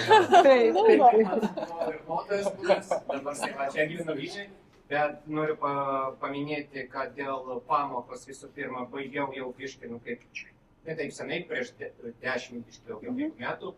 Ir dėl lietuvių kalbos programos tai viskas sočiai užtekdavo, nes tarkim jau 11-12 klasėje jau buvo apie 7 pamokas per savaitę, o gimtoji kalba jau buvo apie 5. Ir labai daug buvo streso dėl to, kad reikia išmokti tą ir tą literatūrą, ar pasirašyti, tarkim, rašinį kokią nors. Per daug, sakyčiau, negu lietuvių kalbos mokyklos, pavyzdžiui, nes jie turėjo mažiau pamokų. Mes, tarkim, turėjom nuo 7 iki 8 pamokas per dieną. 11-12 lietuvių kalbančios mokyklos 6-7, tai jau, sakyčiau, mes per daug jau turime. Ir dar jeigu, sakykime, taip didinti, nebūtų labai daug, sakykime, pamokų tautų mažųjų mokyklos. Tai čia toksai pirmas. Artūras labai gerai paminėjo dėl viso šito jausmas, kaip rusų kalbiai jaučiasi viduj, Lietuvoje, kad toksai poelgis, toksai, kad tokia depresija, kad visi mes kalti dėl kalbos, dėl kultūros, kad taip galim pasakyti, kodėl vokiečiai. Nes antrojo pasaulinio karo mes galėtume pasakyti, kad vokiečiai visur buvo kalti dėl to, ką jie padarė. Bet vokiečių kalba neužmiršta, tradicijos neužmirštos, visi šitie mokslininkai taip pat yra iki šiol cituojami. Viskas kaip su ta kalba ir su kultūra viskas tvarkoja. Negalime mes Lietuvoje panašiai tokie pavyzdį pasakyti, paminėti, nes kai kurie mūsų negirdi. Kada mes pradedam aiškinti, kad yra, tarkim, vokiečių kultūra, tai sakė, čia buvo per seniausio laikų. Niekams jau šiuo momentu čia neįdomu. Taip pat, kaip paauglys, tik senai paauglys, kada paaugliams viskas uždraudžia, panašiai, jie atvirkščiai nori daryti. Nes mes suaugęs, mes suprantam, o paaugliai visiškai atvirkščiai. Negalima, mes padarysim. Čia yra. Ir toksai dar momentas, nes žiniasklaida ir panašiai, ir dabar su dabartiniai, aišku, čia su įstatymais, dauguma yra tokie rusų kalbančiams, yra nuostolis, dėl to, tarkim, galiu iš savo patirties pasakyti, esu ne Lietuvos pilietis, yra nemaloniausias šiuo momentu pilietis ir man visur dabar durys uždarytos. Šiandien gavau tai tą laišką, ačiū Dievui, iš prezidentūros, kad mano prašymas per prezidentą yra pas prezidentą ir laukti nežinau kiek. Dėl to aš negaliu pilnai integruoti į Lietuvos struktūrą. Ar čia nebūtų kažkoks papildomas įstatymas, kuris Baltarusijos, Rusijos piliečiai, kurie turi bent nuolatinį Lietuvos leidimą gyventi, kurie visą gyvenimą, nes aš kaip ir gimiau čia, baigiau mokyklą čia, bet čia jau toksai atvejis atsitiko. Mes esam per pusę nukirpti. Tai va, ir negalim daryti kažkokio toliau jau judėjimų, sakykime, taip jo. Ir čia, nes su darbais, tarkim, kai kuriuose įmonėse nenori imti dėl pilietybės. Taip pat. Suprantu. Sunku kažką daryti. Taip. Čia toksai momentas, kad mums piliečiams, kurie ir nori toliau gyventi, ir nori integruotis pilnai į Lietuvos sistemą, neduoda tą galimybę. Ir aišku, kaip žiūriu, nelabai daug jaunimo ateina į tokias diskusijos, kad tokios integracijos ir panašiai, kad būtų čia visiems aišku ir būtų įdomu. Taip, ačiū už klausimus. Aš gal trumpai atsakysiu, kad šiaip dabar tendencija yra, tiesiog tendencija valstybėje, politinėme lygmenyje yra griežtinti taisyklės Rusijos ir Baltarusijos piliečiams, o ne jas lengvinti. Tokia yra situacija, vėlgi nereikia man jums aiškinti, kodėl taip yra, bet taip aš taip pat gaunu prašymus įvairius kaip Seimo narė su ilgais aprašymais gyvenimiškų situacijų, kuriom gali tik tai užjausti ir suprasti, bet kontekstas yra toks, koks yra, tai aš asmeniškai tikrai linkiu, kad išspręstų jūsų situacija, jūsų problema. Visai neseniai mes turėjome balsavimą Seime, kur buvo siekis ir Baltarusijos piliečius sulyginti visiškai su iš Rusijos naujai atvykusiais piliečiais. Tai čia ne jūsų situacija, bet kita situacija. Vėlgi pavyko mums liberalams mūsų teikimu atsukti tai ir palikti visgi, kad Baltarusijos piliečius mes vėlgi traktuotume liberaliau, lengviau, kad būtų galimybės, nes mes kaip ir kviečiam juos čia atvykti ir nuo Lukašenkos režimo čia nepasislėpti, bet, pabėgti ir gyventi ir ateityje būti laisvos Baltarusijos demokratinės dalimi. Tai situacija, aišku, nėra palanki. Ir aš meluočiau, jeigu sakyčiau, kad artimiausių metų bus kažkokie tai palengvinimai. Nebus jų, bet tiesiog čia vėlgi svarbu yra... Aš gal taip pasakyčiau, kiekvienas iš mūsų, visi mes esam, kiekvienas turim savo tą vertinimą situacijos ir susidurime su įvairiom savo kasdienybei situacijom. Mano, pavyzdžiui, įspūdis yra toks, kad Vilniuje tikrai neretai, tarkim, įsėdusi tą patį Boltą, kalbi rusiškai, taip, būna tokių pokalbių ir kažkokio tai klešo, konflikto dėl to nekyla. Jūsų galbūt pavyzdžių yra kažkokių, kad, tarkim, prakalbus rusiškai sulaukėte blogos reakcijos. Aš, visokių būna situacijų, bet aš matyčiau, kad, taip, tikrai tikiu, kad yra buvę tokių, bet aš matyčiau, kad vėlgi pas mus yra gana toks visgi liberalus požiūris ir visgi aš laikyčiau, kad pakankamai draugiškas, multikultūriškas, nepaisant viso akivaizdžiai neigiamo konteksto rusų kalbai dabartiniu laikotarpiu. Tai tik tiek ir te galiu pasakyti. Čia yra dar klausimas. Galiu trumpai pasitengsiu. Mano kraštytės labai priminė vieną istoriją, kurie mano manimu dabar labai gerai atspindi dabartinę situaciją. Prieš, nežinau, 5-7 metus turėjau tokį pokalbį su vienu nepaskutinį žmogu Lietuvoje ir politikoje, kuris davė tokį patarimą. Sako, pakeis pavardę ir vardą, rašyk as, ne Evgenijus Šuklin, o Evgenijus Šuklinas, Ir tada tapsi, savas, turėsi karjerą, sako, tave nerenka niekur, nes tu, ta prasme, nesavas, ne? Tai man ta situacija ir dabar ta kova ir kaip Kriščiūnų pasiūlymai labai tą puikiai primena. Ačiū tau labai, kad paskambinai, atleisk, aš diskusijai buvau, tai negalėjau kalbėti, bet viskas gerai, taip, tu gal jau namie? Kiltų į viršų. Viskas, ačiū tau labai, jeigu kažko reikės, skambink, gerai? Tai dabar tas viskas nesiskaito, jeigu tik tai aš prirašysiu aš prie pavardės, tada aš, ta prasme, tai gerai, aš tau pridėsiu, gerai? Tai pas mus vertina ne pagal žmonės, gerai? Ne pagal jų norą, ne pagal jų lojalumą savo valstybei, o pagal tokias etiketės ir tokias kriterijus. Tai manau, dabartiniai tokie pasiūlymai, ta prasme, kova, nežinau, su tikrai situacijos neišspręs, reikia atvirkščiai turėti dialogą, kokį ir dabar turim, ir tada tikrai rezultatas bus geresnis, negu mes kovosim, tiesiog, kad visi, kurie turi rusišką pavardę, nors jis nusipelnęs Lietuvai žmogus, bet jis visada bus nesavas. Mes turime dar klausimą vieną, ar ne? Klausimai galbūt keletą pastabų apie nesuvalius tautų temų. Grigorijus Patušenko, iš Vilniaus universitetas. Truputėlį garsiau, jeigu galima. Tyrinėjau tautinės mažumas, dėstau apie tai, dalyvau kuriant tautinių mažumų įstatymą, kuris priimtas buvo 20 metų sausio 1 dienos, kitoks, pasikeitęs. Čia galėjo būti politinis procesas, gal ir gerai. Bet dabar jau, kadangi ir diskusijų metu pradėjom nuo to, kad iš tikrųjų tas precedentas, kad dabar politikai vėl sugrįžta prie tautinių mažumų švietimo klausimų, kalbos didinimas švartinimo į forsuotos integracijos klausimų kėlimo. Tai norisi keletą pastabų pasakyti. Statistika rodo, kad absoliučiai dauguma Lietuvos gyventojų moka. Ir jeigu prisiminti liberalą, aš buvau ir Lietuvos liberalų partijos pirmamečiai, galbūt net šimtą.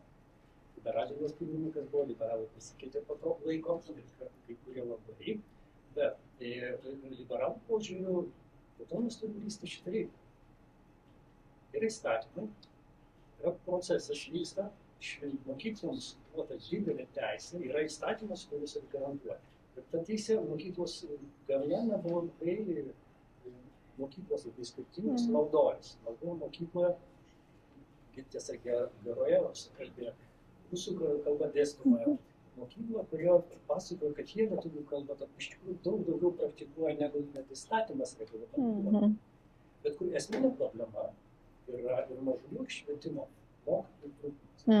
Ne šiaip mokytojų, o totalus mokytojų trūkumas. Tai totalus mokytojų. Jie sako, mes norim išmokinti kalbą. Tai dalinam į 3 grupės, kuris nėra mokytojų. 30 mokinių perkrautos mokyklų. Žinoma, į 3 nėra mokytojų. Kur problema? Tai palaukti, tai mažumų problema ir norim uždaryti, ar švietimo ministerijos problema? Tai palaukti, tai pasukime, kodėl politikai nekelia. O tai ką daro švietimo ministerija? O pasirodo, rusų ir lenkų kalboms mokymus mes neberuošėm nuo 96 metų. Bet yra procesas bendras. Vadinasi, tas segmentas švietimo yra paliktas savieigai. Žinia buvo apie tam tikras nuostatas, kad jau ir buvo žinai palaidoti šitas mokyklas, o pernais metais sausio mėnesį šitas klausimas neiškilo, bet kokiame kontekste iškilo. Tai pats galvojimas mes visiškai kritinį protą prarandam, bet tai iškilo ne politiko, o švietimo ministro. Punktas bandytas sakyti, kad šitą mokyklos uždarysim. Tai labai negerai. Visiškai jokio pagrindo nebuvo, bet tada, ačiū Dievui, ir jūs pirmininkė, ir ministrė pirmininkė, ir atrodo, prezidentas šiek tiek pasidarė, sako, čia mes dabar nespręsim tokiu mastu šito klausimą. Visiškai nekorektiškas klausimas. O tai labai stipriai pažeidė tą bendruomenę. Jūs suprantate? Labai stipriai. Tai didžiulis nepasitikėjimas politikams. Iš metrų, tai sako, tai viskas, tai paskutinio šūvio tik reikia. O tokiais terminais kalbam. Bet mes kalbam apie geopolitinės grėsmės ir tokius veiksmus. Štai vadinam pasakymą. Nesusipratimas. Sveiko proto prasme nesusipratimas. Bet procesai tokie vyksta ir mes žinom, kad tai visuomenė tiesiog įsitempus ir tos nepasitikėjimo bangos įvairios yra. Tai kaip ir visos mažumos šiandien susiduria su tai, ką aš vadinu antrinė reakcija į tai, kad Lietuvos visuomenės dalis reaguoja į karą. Rusai reaguoja, bet Lietuvos visuomenės specifiškai. Tas totalus rusiškumo kansinta kultūra bendruomenės sugeria ją ir ją reaguoja jau. Jau nereaguoja nei geopolitinius dalykus, o tai, kas vyksta Lietuvoje. Žiniasklaidai ir tarp politikų retai tai atkreipiamas dėmesys. Tarptautinių santykių institucijos irgi apie tai nekalba. Aš jiems visą laiką galiu klausimą, o pažiūrėkim, kas vyksta Lietuvoje. Kad ta bendruomenė, aš ir pats esu jos dalis ir turiu daug giminių, draugų ir pažįstamų ir žinau, kas vyksta. Daugelis dalykų, kurie skaudus, vyksta net į viešumą nepatekti. Jie sugeria. Šitą yra ribos. Tai vienas dalykas, bet yra pragmatika. O ką politikai šitai situacijai, sakyčiau, visiškai pritariu čia tai, ką ir jūs kalbėjote, mes turime palaikyti dialogą. Ypač su ta bendruomenė, kuri galbūt mums kelia įtarimą. Bent jau dalis jos, kad tokių yra, kitaip galvojančių, tai ne paslaptis. Bet klausimas, ką mes, kokie santykiai su jais nusibrėžime. Ar tai mes norime išlaikyti jos dialogo plotmėje, ar juos atstumame.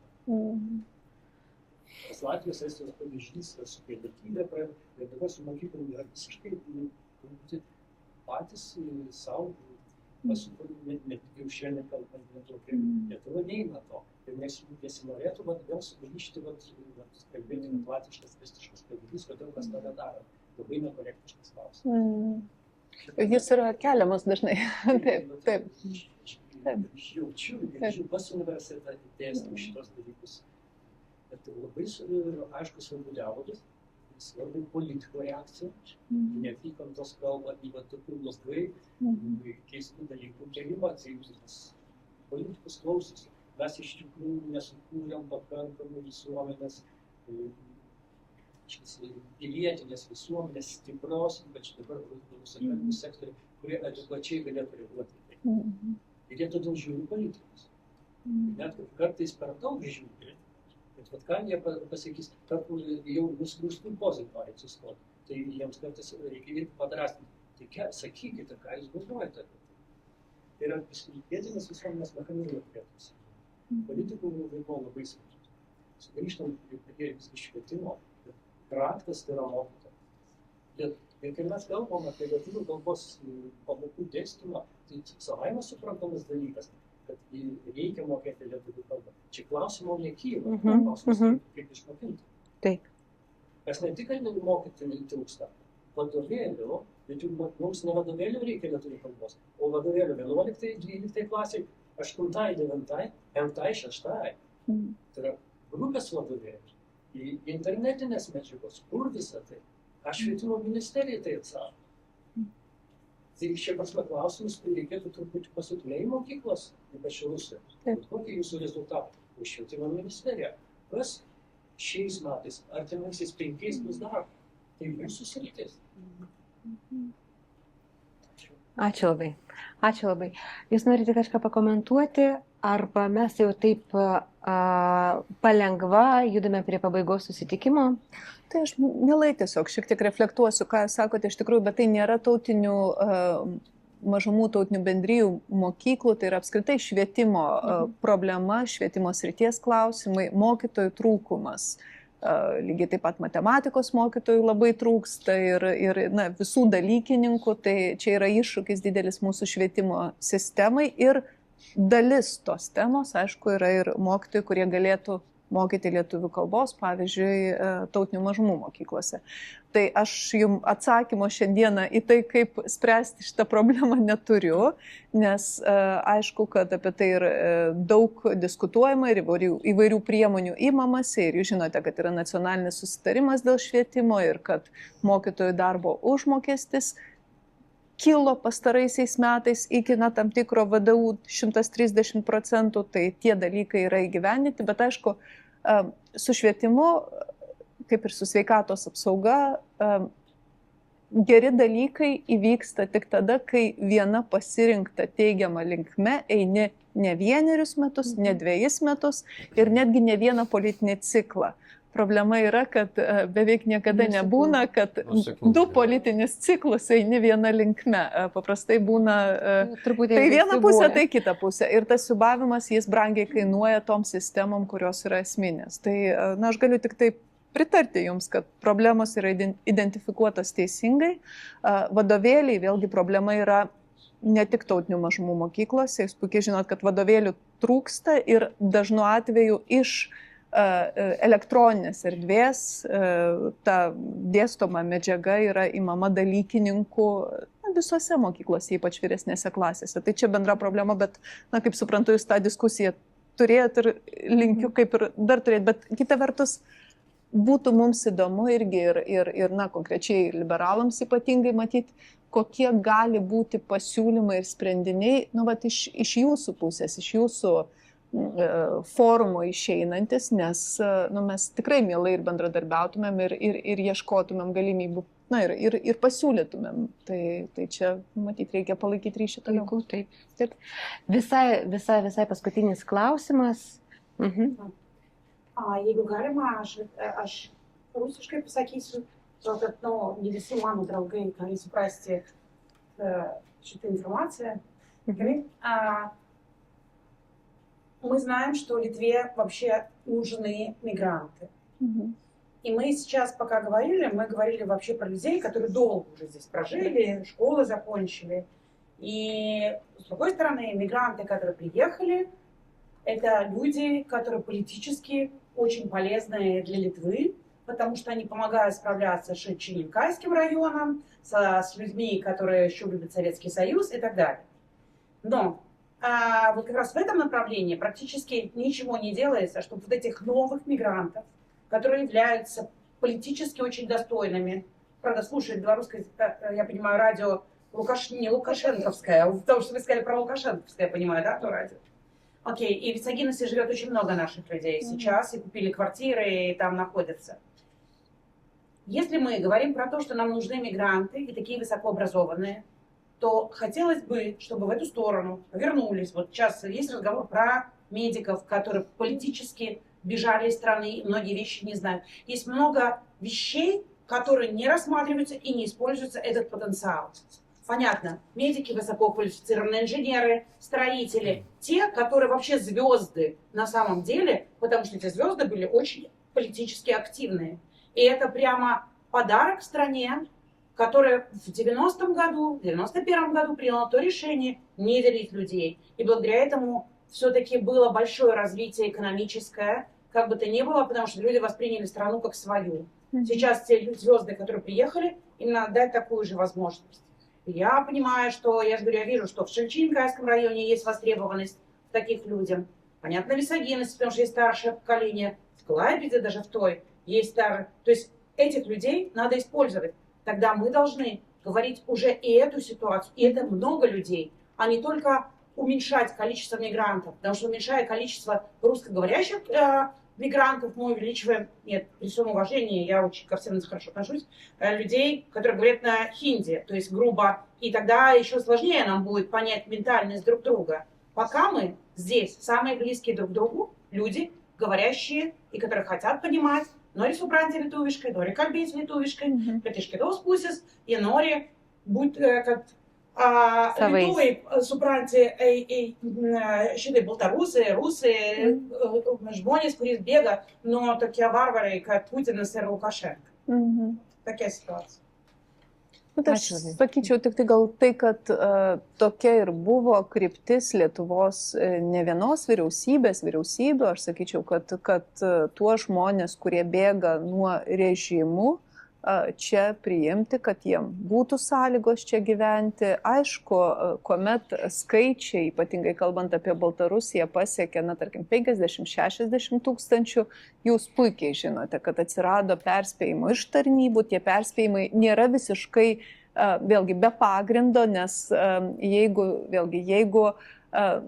jeigu tu nesiemi kontrolės perteklinės, tuomet žmonės, kurie važiuoja po 14 kartų atgal namo, pas šeimas, pas artimuosius, jie gali lengvai tapti taikiniu.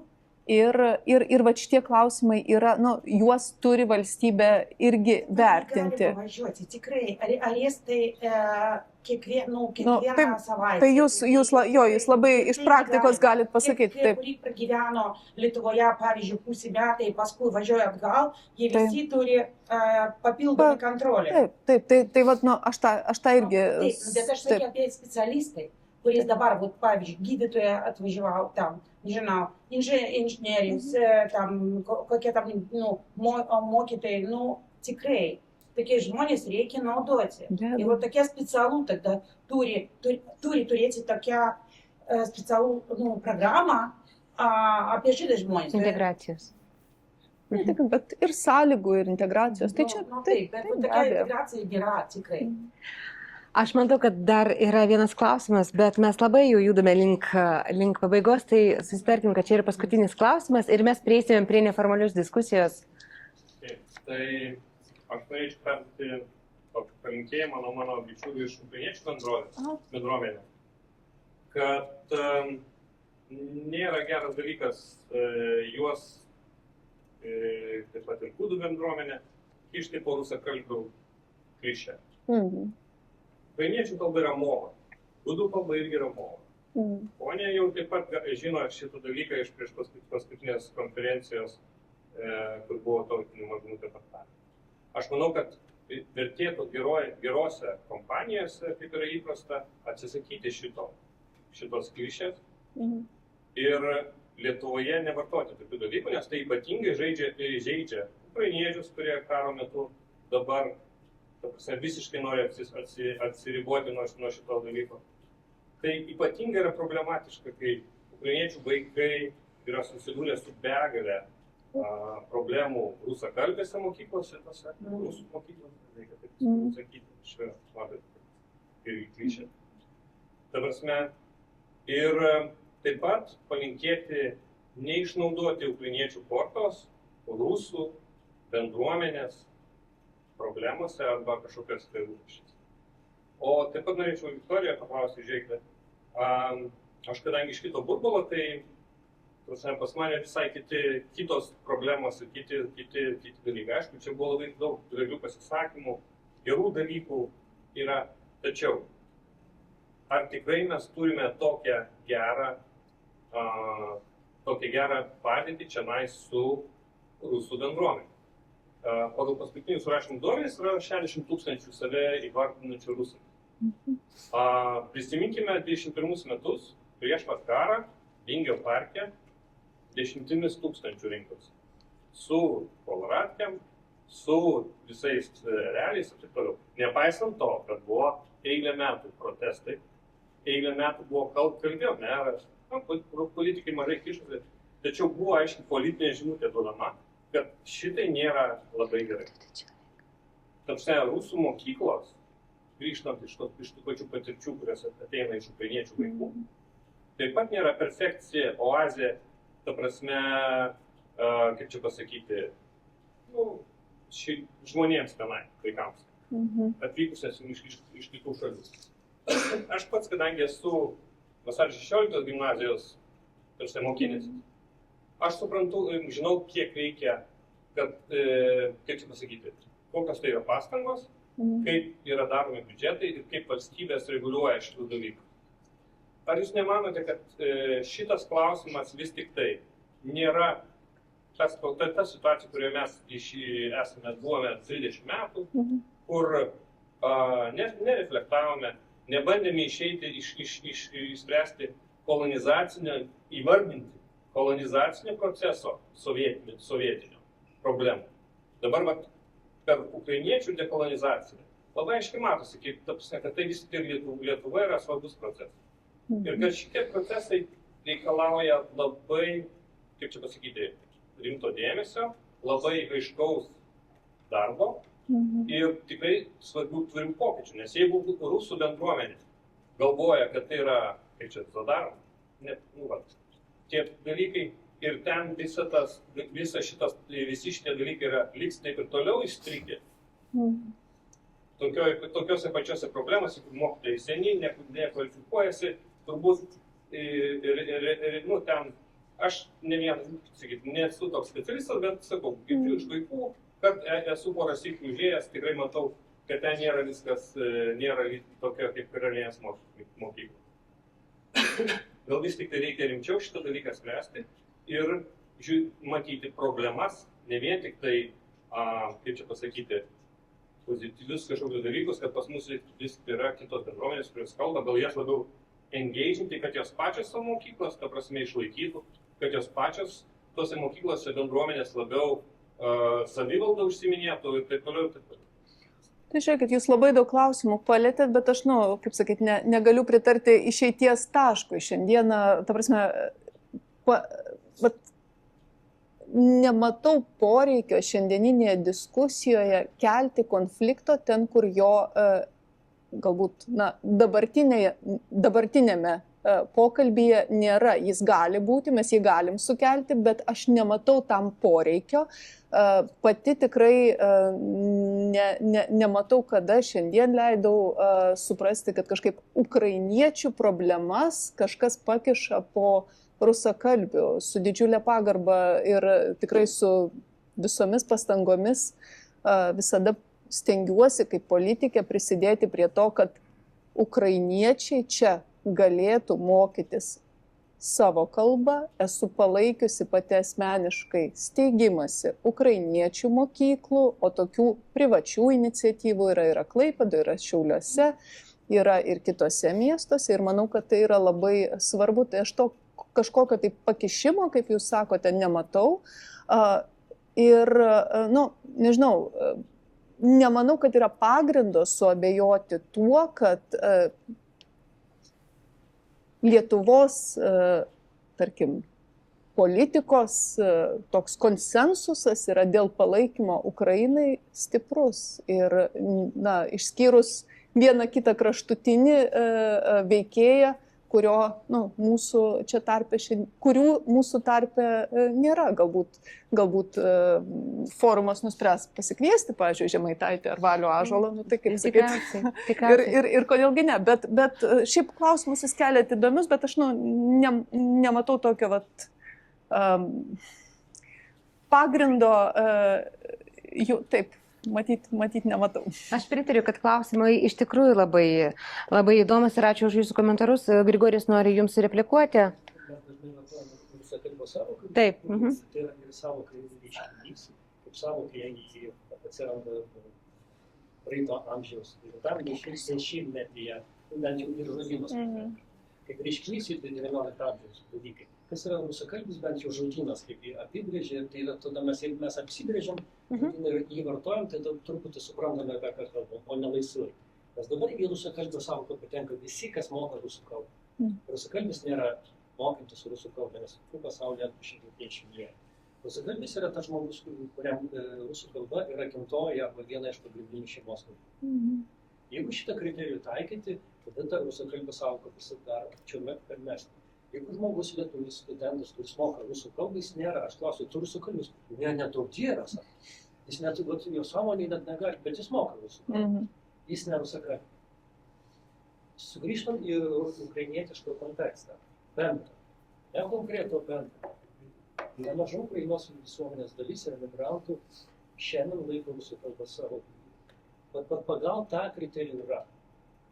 Mes girdime, kad Ukrainos pusė kariuomenės kalba rusų kalbą. Kariuomenės. Laimingi šito dalyko išvengti. Laimingi atsikratyti. Aš suprantu, apie ką kalba ukrainiečiai ir tikrai jų jausmus suprantu. Bet faktai rodo, kad kitą nuotaikos mes žinom. Bet tada, jeigu mes norime spręsti problemas, tai mes iš tikrųjų, jau sugrįžtant prie rusakalbio termino, jeigu vartotume korektiškai, tada mums pasidalytų lengviau. Jeigu ukrainietis laiko savo rusų gimtąją kalbą ir nori tą kalbėti, niekas neuždraudžia, tai jam sakyti, o tai jis ir daro. Ukrainiečių kalba ne visą laiką mokama. Tai yra palikimas. Keičiasi situacija. Dėl ukrainiečių mokyklos. O čia ir politikams klausimas, bet iš studijų. o kodėl mes negalim sukurti valstybiniai lietuvių mūsų švietimo sistemai ukrainietišką segmentą. Taip. Šiandien poreikis yra didžiulis. Poreikis didelis. Ir pačiams ukrainiečių draugams, ir iš mokyklos ukrainiečių aš ir keliu klausimą. Jūs turite puikią mokyklą, džiaugiasi, ją turėtume, jie turi filialus, Vilniui plėstis. Taip. Poreikis didžiulis.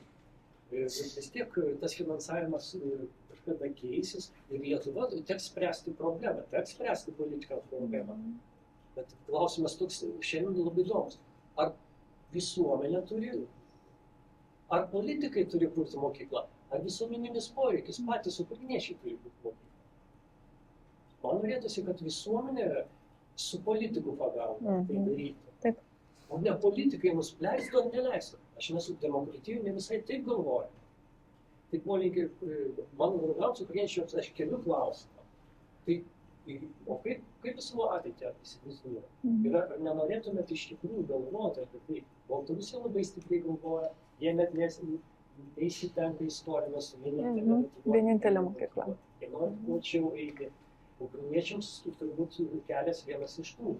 Ir tai tokiu būdu ta dalis ukrainiečių, kurie iš tikrųjų norėtų ukrainietišką kultūrą ugdyti savo vaikus, kad tam būtų mažiau rusų kalbos, mes suprantam, kodėl turėtų tokią galimybę. Jie šiandien turi, ačiū politikams, kurie iš tikrųjų sprendė šitą problemą. Savivalda, taip, savivaldos. Toliau, kas turi galvoti ateitį.